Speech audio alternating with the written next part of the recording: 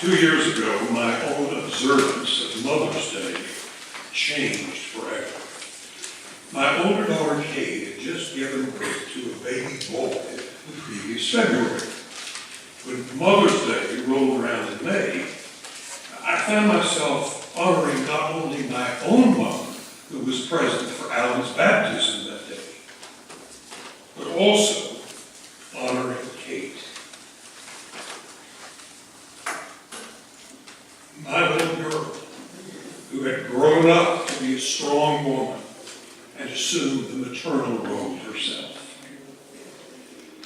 Over these last 2 years, I have honored Kate many times for her boundless love, patience, and perseverance as a mother. The Mother's Day card that I will present to her tonight in Brooklyn pictures the lower half of a closet door that is shut tightly.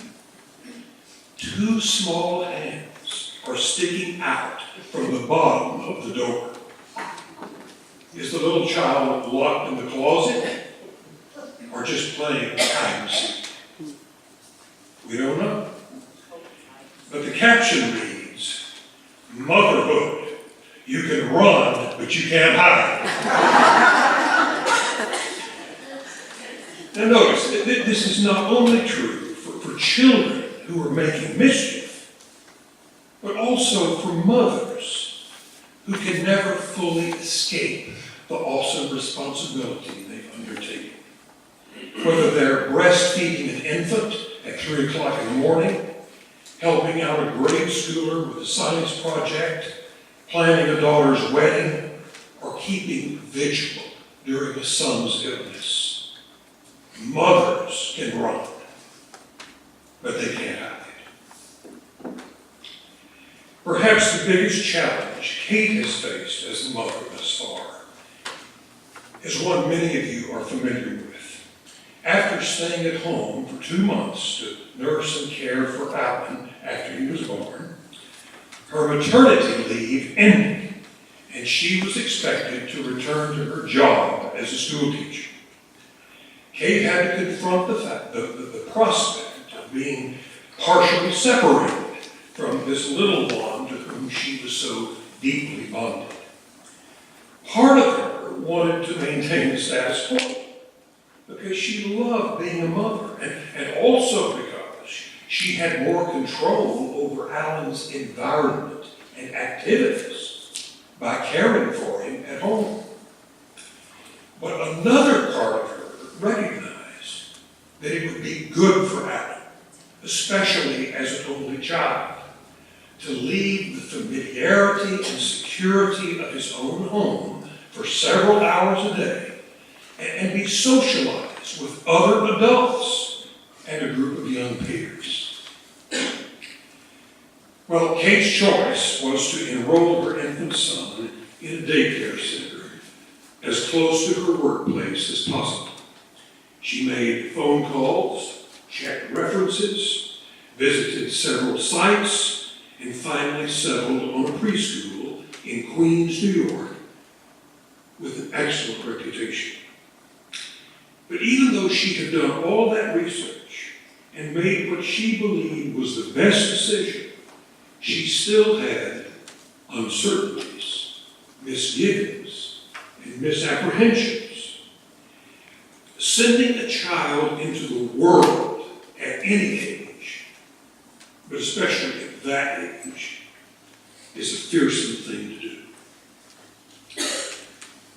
Sooner or later, all of us who are parents make the painful journey that Kate made 2 years ago.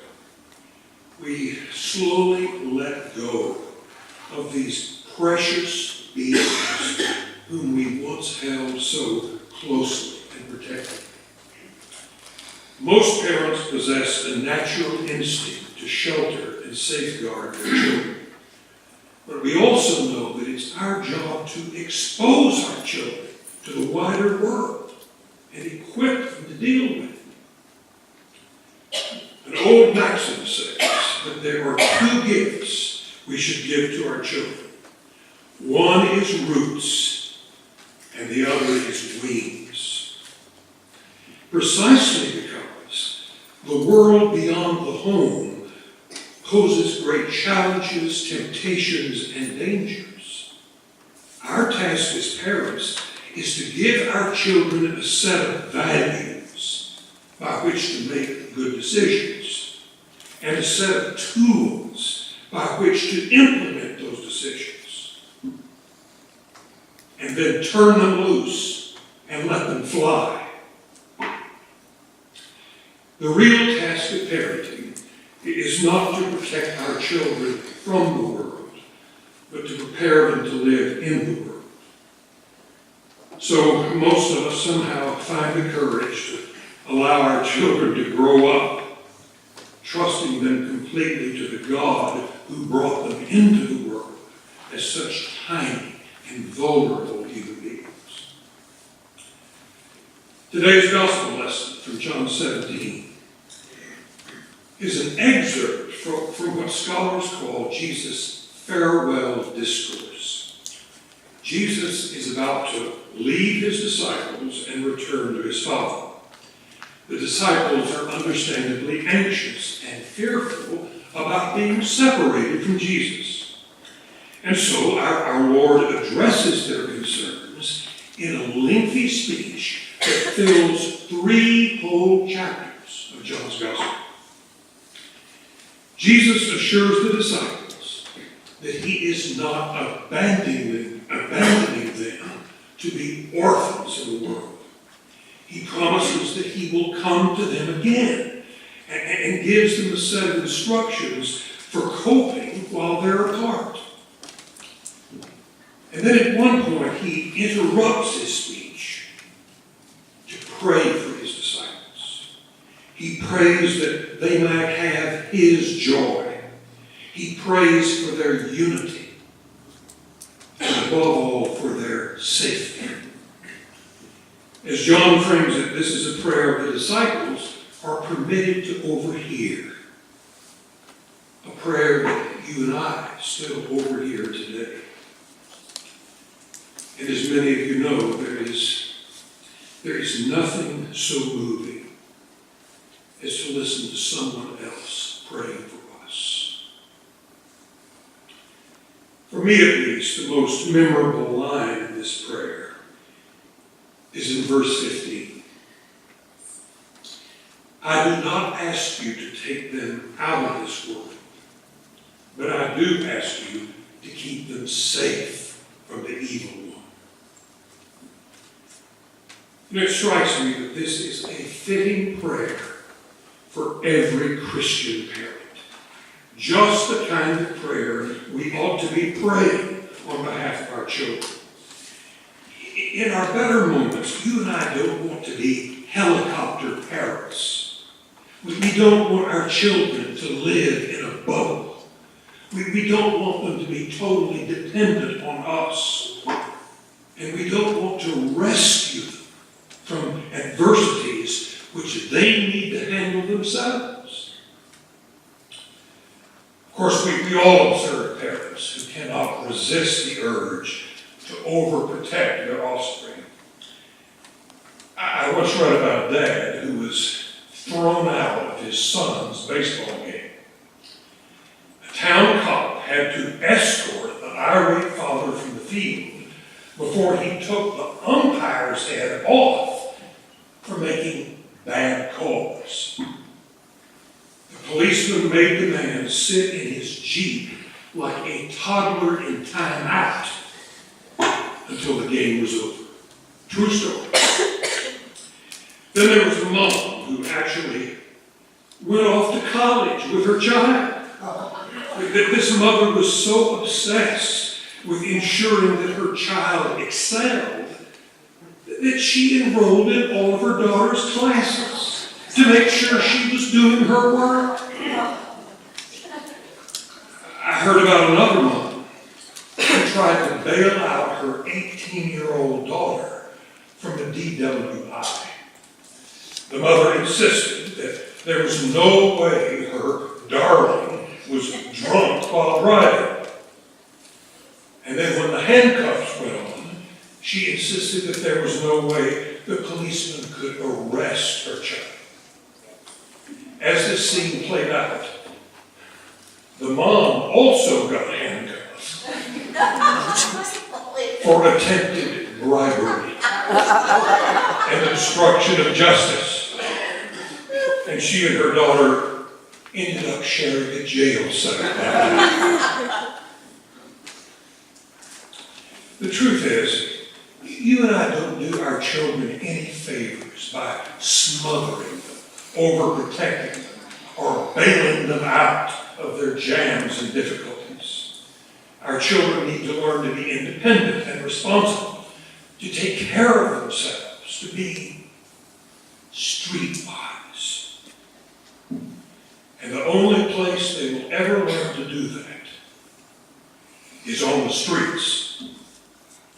We shouldn't ask God to take our children out of the world, but to keep them safe in the world.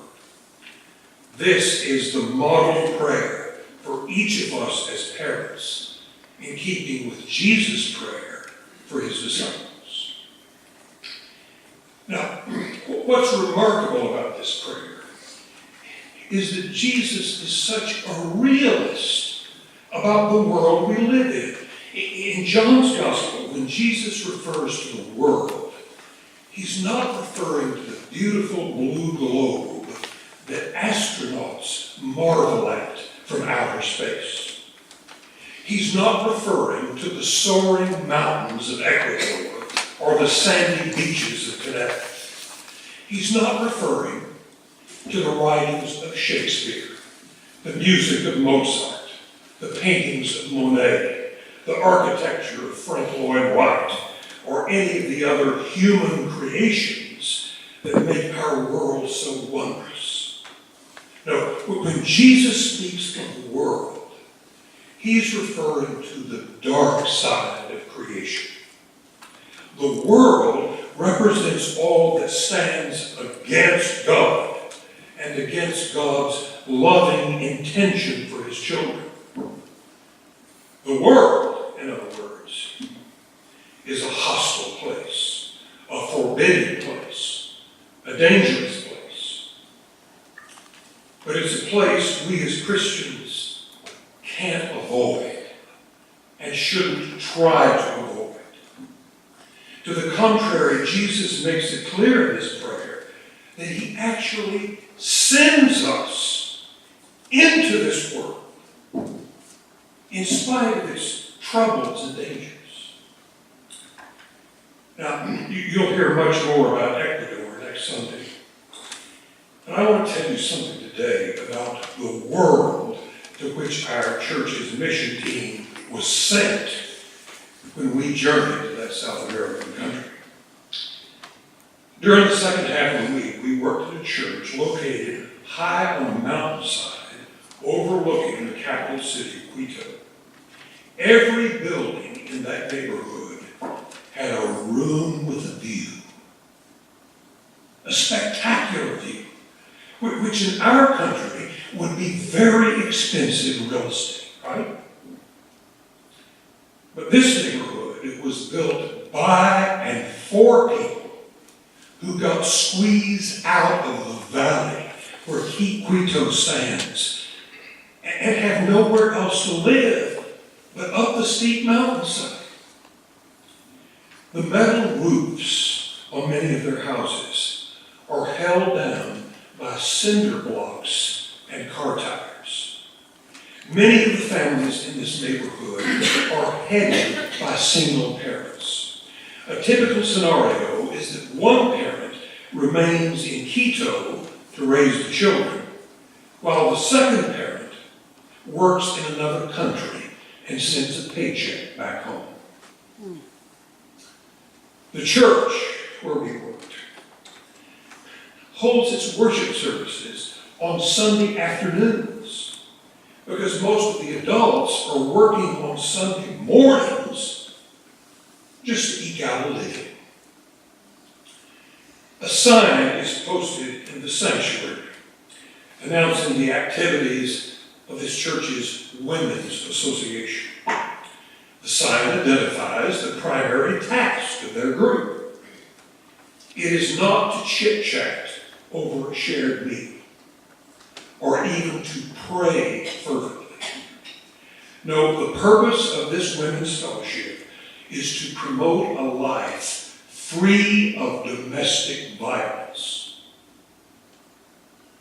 You see, the homes surrounding this church are rife with physical abuse, drug trafficking, alcoholism, disease, and poverty. To their great credit, the Methodist church in that neighborhood is trying to light a candle rather than curse the darkness. And this is about all our mission team accomplished during our 3 days there. We lit a single candle in the dead of night. Friends, this is the world Jesus refers to in his prayers for his disciples. A world that is shrouded in darkness. A world that is opposed to God's values and hostile to God's people. And make no mistake about it, this world is found not only in the grimy slums of Ecuador, but in the picturesque neighborhoods of Western Connecticut. If you have any doubts about this, just ask the parents of students at Sandy Hook. Just ask the people in our area who are caught up in the opioid crisis. Just ask the folks within a 5-mile radius of our church who can't find affordable housing or put food on their tables. Just ask the pastors in our region who are preaching each Sunday in sanctuaries that were once full to the brim, but are now half empty. Look beyond the lovely salt box houses and manicured lawns of the berry patch, and you'll see the world as it really is. The world as Jesus sees it. Amazingly enough, Jesus does not pray for us to be taken out of this world. To the contrary, he sends us into this world to join him in healing the world's brokenness, trusting in God to keep us safe as we make ourselves vulnerable. As I experienced both the beauty and squalor of the world of Ecuador this past week, I did some reminiscing. The church in which I grew up portrayed the world as a hostile, alien place. The only way of coping was just to endure the perils of this life and await the joys of the life to come. That was the essential Christian message. God's aim is to evacuate the faithful from the unsavory world and transport us to the sweet by and by. It's no wonder that many churches back then were so heavenly minded that they were no earthly good. Today, you and I are not so oriented toward the afterlife, are we? We believe that salvation begins here and now, not just there and then. But you and I still tend to see this here and now world as a forbidding place. And we struggle to remain fully present and engaged in this world. We may not be preoccupied with escaping to heaven, but we've developed other patterns of escape. Perhaps we avoid reading the daily newspaper, which is always a bearer of bad tidings. Perhaps we choose to associate only with people who look and think like we do. Perhaps we bury our heads in computers, cell phones, or video games, oblivious to the people around us. Or perhaps we never put ourselves in places and situations that are outside our personal comfort zone. Whatever form our strategy takes, it can still be a means of escape. It's just another version of the old gospel song, "This world is not my home. I'm just passing through." Friends, the God we know in Jesus Christ has a bigger game plan for our lives. A plan to expose us to the world, not to quarantine us from it. A plan of engagement, not retreat.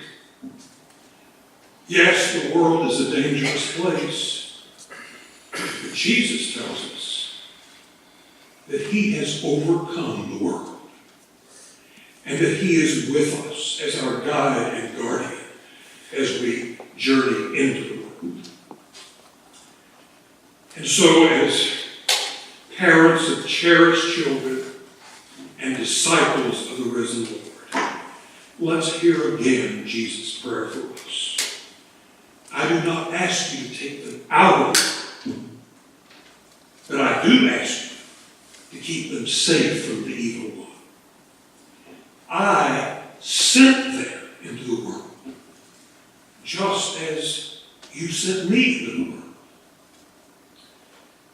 Today, would you join me in saying, "Here am I, Lord, send me."